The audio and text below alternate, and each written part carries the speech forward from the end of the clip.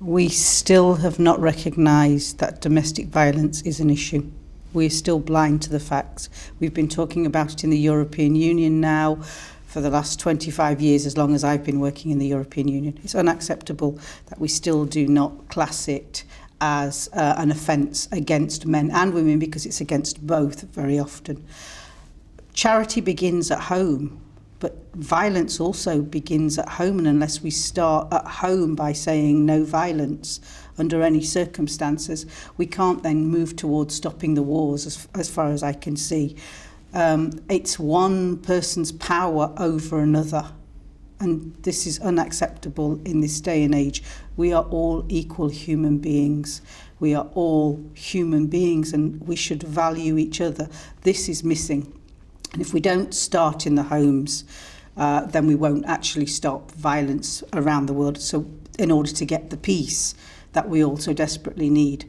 From my perspective, it's also very important that it's not just the violence as in physical violence. For a victim of domestic violence and a survivor of domestic violence, it's the mental and the psychological impact that it's had, not only on the woman or the man if it's happened to the man, but on the children who have seen it.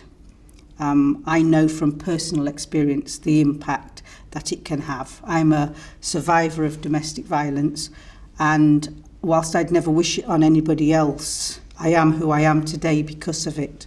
But it's also had an impact on my children. And I know from so many others that I'm speaking to, it's not just the impact on the woman or the man, it's impact on the children.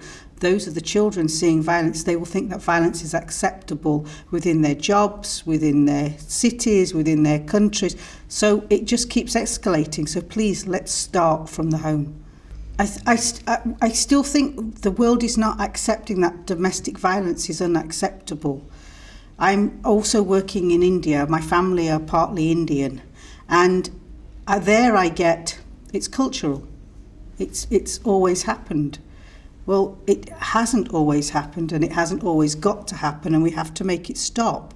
But it needs to be, in a way, a criminal offence. There's no prosecution against in any way. There's nothing to stop you from doing it. Men will, and in my case, men will always think that they can get away with it. I don't know how we get something in place that says this is unacceptable, except to get the people to say this is unacceptable. And if you know it's happening to somebody, then please tell. And people don't. I was being beaten up. My neighbours heard my screams. It's a domestic. That is an unacceptable answer.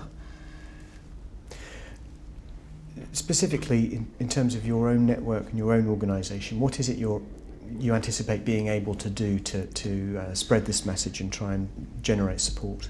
Here again, we from the organisation, the Economic and Social Committee in Brussels, we represent civil society. So what we can do is raise the awareness of the impact socially and economically on the European Union as a total, using the 27 member states, but also filter down to the 27 member state level.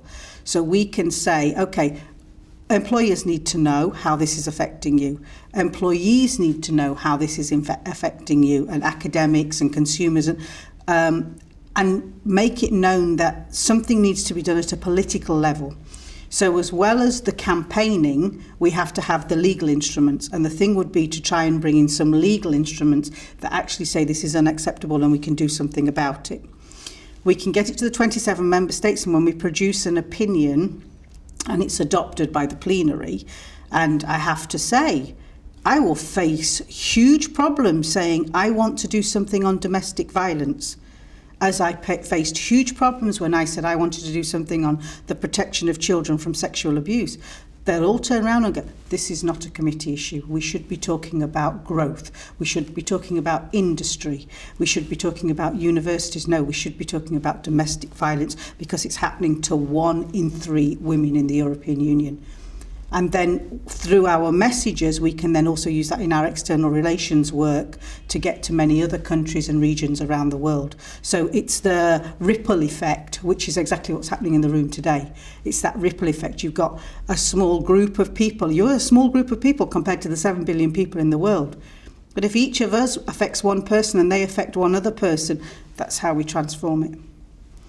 And what do you think the response will be? Do you think people will join in to that ripple? I'm very fortunate that Vice President was here today also, and she's made her commitment. So the pair of us will lobby. I personally have been doing this for a long time anyway. I do it through my work. I stand up and speak. Entrepreneurship has helped me overcome the lack of insecurity that I was facing at the time. And so I talk to women, and I know that ripple effect is making a difference. So when I see the Peace One Day campaign and I'm part of that, I know it's going to make a huge difference. I think we will see Peace One Day. I would really like to see it in my lifetime also, because I have grandchildren. Or a grandson.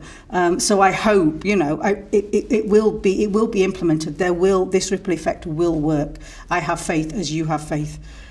Every single decision-making process almost in the world is controlled by men.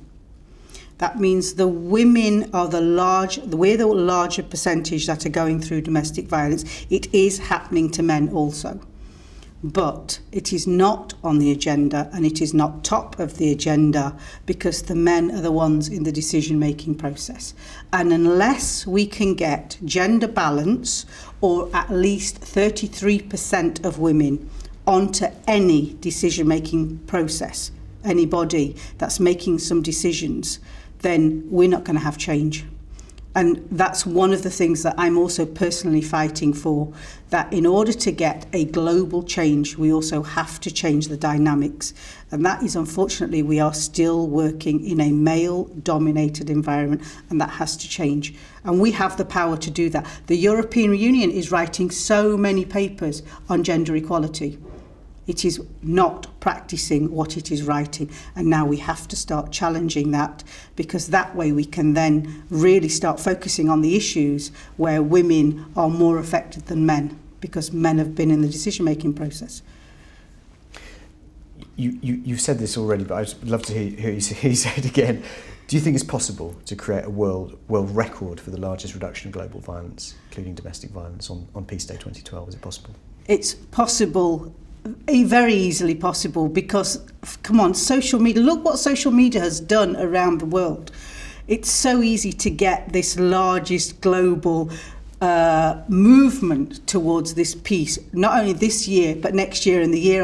And it's so easy to do it because there are so many people behind you. And there are also so many people that believe in exactly the same thing that I do. Gandhi, you must be the change you want to see. Madi, you must be the change you want to see, no excuses. And we're now moving to the no excuses time. People aren't putting excuses there. They know the change is necessary. They know they want to support the Peace One Day campaign. We're all behind you. You're going to get that record. Everything that you want us to do, you have our services. Thank you very much.